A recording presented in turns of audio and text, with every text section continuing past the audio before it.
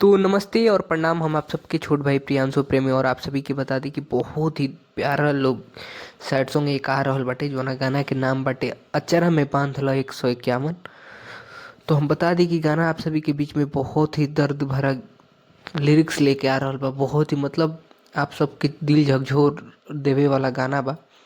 अचरा में बांध लो 151 सुंदरी भोजपुरी से गाना आ रहल बा जौना गाना के गईले बनी आप सभी के चहेते स्टार प्रमोद प्रेमी यादव भैया के गावल गाना बा। साथ में चंदा राज जी डुएट कइले बानी और लिरिक्स दिले बानी राहुल यादव जी और पवन यादव जी के लिरिक्स बा। सरविंद यादव जी के दिहल म्यूजिक बा। म्यूजिक भी आप सभी के बहुत ही तगड़ा लेवल के सुने को मिली। अचरा में बांध लो 151 प्रमोद प्रेमी जी की आवाज़ में सुंदरी भोजपुरी से 18 जनवरी यानी कल सुबह 7 बजे गाना आ रहल बाटे। सुंदरी भोजपुरी से 18 जनवरी कल सुबह 7 बजे गाना के सुनी जा और अपन बहुत सारा प्यार आशीर्वाद दीजा। कमेंट में बताइए जा गाना आप सबके कल सुबह कैसन लागल और वीडियो पसंद आयल होके तो चैनल के सब्सक्राइब कर लीजिए ताकि आवेला हर अपडेट आप सब तक सबसे पहले पहुँचे। तो आप सभी के प्यार खातिर बहुत बहुत धन्यवाद।